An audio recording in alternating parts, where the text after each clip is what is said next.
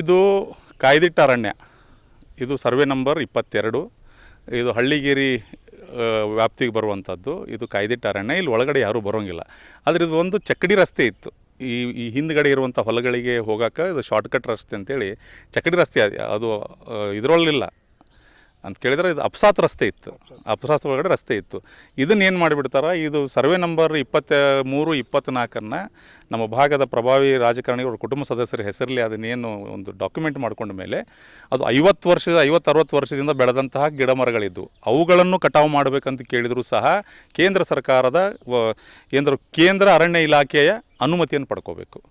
ಅಲ್ಲಿ ಭಾಳ ಬೆಳೆ ಬಾಳುವಂಥ ಇಲ್ಲೇನು ರಸ್ತೆ ಮಾಡೋಕ್ಕೇನು ಗಿಡ ಕಡ್ದಾರ ಮತ್ತು ಅಲ್ಲಿ ಒಳಗಡೆ ಕಡ್ದ. ವಿದ್ಯಾಧಾಮ ಕರಿಯರ್ ಅಕಾಡೆಮಿ ಸಂಸ್ಥೆಯ ವಿಶೇಷತೆಗಳು: ಗಣಿತ, ವಿಜ್ಞಾನ, ಇಂಗ್ಲಿಷ್ ಮತ್ತು ಇಂಗ್ಲಿಷ್ ಗ್ರಾಮರ್ ಈ ವಿಷಯಗಳನ್ನ ಅನುಭವಿ ಮತ್ತು ನುರಿತ ಶಿಕ್ಷಕರಿಂದ ಪರಿಣಾಮಕಾರಿ ಬೋಧನೆಯನ್ನ ಮಾಡಿಸಲಾಗುತ್ತದೆ. ಈ ಸಂಸ್ಥೆಯಲ್ಲಿ 8th, 9th, 10th ಕನ್ನಡ ಮತ್ತು ಇಂಗ್ಲಿಷ್ ಮೀಡಿಯಂ ಸಿಬಿಎಸ್ಇ ತರಬೇತಿಗಳಿಗೆ ಬೋಧನೆಯನ್ನ ಪ್ರತ್ಯೇಕವಾಗಿ ಮಾಡಲಾಗುತ್ತದೆ. 4ನೇ, 5ನೇ ತರಗತಿಯ ವಿದ್ಯಾರ್ಥಿಗಳಿಗೆ ನವೋದಯ ಹಾಗೂ ಮುರಾರ್ಜಿ ಸೈನಿಕ ಶಾಲೆಯಲ್ಲಿ ತರಬೇತಿ ನೀಡಲಾಗುವುದು. ಪ್ರತಿ ಅಧ್ಯಾಯದ ಮೇಲೆ ಮಾದರಿ ಪರೀಕ್ಷೆಗಳನ್ನ ತೆಗೆದುಕೊಳ್ಳಲಾಗುತ್ತದೆ. ಸಂಸ್ಥೆಯ ಸೌಲಭ್ಯಗಳಾದ ಯೂನಿಫಾರ್ಮ್, ಪ್ರಿಂಟೆಡ್ ನೋಟ್ಸ್, ಬ್ಯಾಗ್ ಕೊಡಲಾಗುವುದು. ತರಬೇತಿ ಪಡೆದು ಹೋದ ವಿದ್ಯಾರ್ಥಿಗಳಿಗೆ ರಾಜ್ಯಕ್ಕೆ ಪ್ರಥಮ ಬಂದವರಿಗೆ 50,000 ಸ್ಕಾಲರ್ಶಿಪ್ ಅನ್ನ ಕೊಡಲಾಗುತ್ತದೆ. ಅಷ್ಟೇ ಅಲ್ಲದೆ ತರಬೇತಿ ಜೊತೆಗೆ ವಿಜ್ಞಾನ ಪ್ರಯೋಗಾಲಯದಲ್ಲಿ ಮಕ್ಕಳಿಂದ ತಯಾರು ಮಾಡಿಸಿ ಎಕ್ಸಿಬಿಷನ್ ಮಾಡಲಾಗುತ್ತದೆ. ಉತ್ತಮ ವಸತಿ ಸೌಲಭ್ಯಗಳು, ರುಚಿ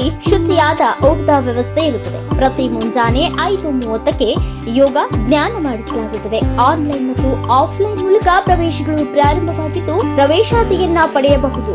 ಆನ್ಲೈನ್ ಮುಖಾಂತರ ಪಡೆದವರಿಗೆ ರಿಯಾಯಿತಿ ಇರುತ್ತದೆ. ವಿಳಾಸ: ಶಾರದಾ ಸ್ಕೂಲ್ ರಸ್ತೆ, ಭಾರತ್ ಗ್ಯಾಸ್ ಏಜೆನ್ಸಿ ಎದುರು, ಜಯನಗರ, ಧಾರವಾಡ.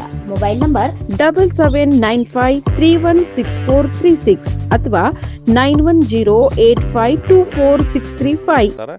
ಇದು ಹೊನ್ನೆ ಗಿಡ, ಮತ್ತಿ ಗಿಡ, ಸಾಗವಾನಿ ಗಿಡ, ಬೆಲೆ ಬಾಳುವಂಥ ಜಾತಿಯ ಮರಗಳಿವು. ಇವುಗಳನ್ನು ಕಟಾವು ಮಾಡಿ ರಸ್ತೆ ಮಾಡ್ಕೋತಾರೆ. ನಿಮ್ಮ ಮುಂದೆ ಐತಿ ಕಡಿ, ರಾತ್ರೋರಾತ್ರಿ ಮಣ್ಣು ಹಾಕ್ಯಾರ. ಇಲ್ಲೆಲ್ಲ ನಿನ್ನೆ ನಾವು ಕಂಪ್ಲೇಂಟ್ ಮಾಡಿ ಅಲ್ಲಿ ಮಾಧ್ಯಮದವರೆಲ್ಲ ಬಂದು ಹೋದ ಮೇಲೆ ಇಲ್ಲೆಲ್ಲ ಓಡಿ ಹೋಗ್ತಾರೆ. JCB, ಟ್ರ್ಯಾಕ್ಟರು, ಆಮೇಲೆ ಟ್ರ್ಯಾಕ್ಸ್ ಗಾಡಿ, ಆಮೇಲೆ ಒಂದು ಟಾಟಾ ಸಿಯಾರಾ ಗಾಡಿ, ಹಾಲಿನ ಕ್ಯಾನ್ ಇದ್ದಂಥ ಸಿಯಾರಾ ಗಾಡಿ, ಎಷ್ಟು 100 ಜನ ವರ್ಕರ್ಸ್ ಇದ್ರಿ ಇಲ್ಲಿ. ರಾತ್ರೋರಾತ್ರಿ ಮಣ್ಣು ಹಾಕ್ತಾರೆ ಇವರು. ಈ ನಾನು ಕೇಳ್ಕೊಳ್ಳೋದೇನಂತ ಕೇಳಿದರೆ, ಇದು ಬರೀ ಫಾರೆಸ್ಟ್ ಗಾರ್ಡ್ಗಳಿಂದ ಆಗುವಂಥ ಕೆಲಸ ಅಲ್ಲಿದು. ಈ ಫಾರೆಸ್ಟ್ನ DFO ಮತ್ತು ACF ಇವರು ನೇರವಾಗಿ ಇದರಲ್ಲಿ ಇನ್ವಾಲ್ವ್ ಆಗಿದ್ದಾರೆ. ಅವ್ರ ಗಮನಕ್ಕೆ ಐತಿ. DFO ಮತ್ತು ACF ಗಮನಕ್ಕೆ ಇದ್ಕೊಂಡೇ ಇದೆಲ್ಲ ಆಗಿರೋದು. ಫಾರೆಸ್ಟ್ ಗಾರ್ಡ್ಗಳು ಇಷ್ಟು ಮಾಡಕ್ಕೆ ಬಿಡ್ತಾರೆ? ಸಸ್ಪೆಂಡ್ ಆಗಿ ಹೋಗಿಬಿಡ್ತಾರೆ ಅವರು. ಈಗ ಇವ್ರೇನು ಮಾಡ್ತಾರೆ, ತಾವು ಬಚಾವಾಗಕ್ಕೆ ಫಾರೆಸ್ಟ್ ಗಾರ್ಡ್ಗಳಿಗೆ, ಹೆಡ್ ಗಾರ್ಡ್ಗಳಿಗೆ, ಅವುಗಳಿಗೆ ಶೋಕಾಸ್ ನೋಟಿಸ್ ಕೊಡ್ತಾ ಇದ್ದಾರೆ ಈಗ ಇವರು. ಅದು ತಪ್ಪು. ಇದರಲ್ಲಿ ACF ಮತ್ತು DFO ಇಬ್ಬರೂ ಸಸ್ಪೆಂಡ್ ಆಗಬೇಕು. ನಾನು ಅರಣ್ಯ ಇಲಾಖೆ ಮಂತ್ರಿಗಳನ್ನು ಕೇಳ್ಕೊಳ್ಳೋದು ಇಷ್ಟೇ ಏನಂತ ಕೇಳಿದರೆ, ನೀವು ಬಹಳ ಕಠಿಣ ಕಾನೂನುಗಳನ್ನು ತರಕ್ಕೆ ಪ್ರಯತ್ನ ಪಡ್ತಾ ಇದ್ದೀರಿ. ಗಿಡಗಳನ್ನು ಕಡಿದ್ರೆ ಅವರಿಗೆ ದಂಡ ಹಾಕಬೇಕು, ಅವ್ರ ಮೇಲೆ ಕಠಿಣ ಶಿಕ್ಷೆ ಆಗಬೇಕು ಅಂತೇಳಿ ಹೇಳ್ತಾ ಇದ್ದೀರಿ. ಇಲ್ಲಿ 100 ಎಕರೆಗೆ 100,000 ಮರಗಳನ್ನು ಕಡ್ದಾರೆ. ಒಳಗಡೆ ನೀವು ನೋಡಿದ್ರಿ ಈಗೆಲ್ಲ.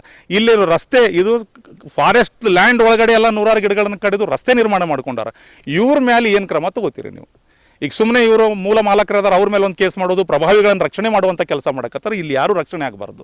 ಕಾನೂನು, ಈ ದೇಶದ ಕಾನೂನು ಎಲ್ರಿಗೂ ಒಂದೇ. ಜನಸಾಮಾನ್ಯರಿಗೆ ಒಂದು ಬೇರೆ, ಫಾರೆಸ್ಟ್ ಅಧಿಕಾರಿಗಳಿಗೆ ಒಂದು ಬೇರೆ, ರಾಜಕಾರಣಿಗಳಿಗೆ ಒಂದು ಬೇರೆ ಇಲ್ಲ. ಎಲ್ರಿಗೂ ಒಂದೇ ಕಾನೂನು ಇರೋದು. ಎಲ್ಲರ ಮೇಲೂ ಕಠಿಣ ಕ್ರಮ ಆಗಬೇಕು ಕಾನೂನು ರೀತಿಯಾಗಿ. ಮತ್ತು ಫಾರೆಸ್ಟಿನ DFO ಮತ್ತು ACF ಇವರಿಬ್ಬರು ಕೂಡ ಸಸ್ಪೆಂಡ್ ಆಗಬೇಕು.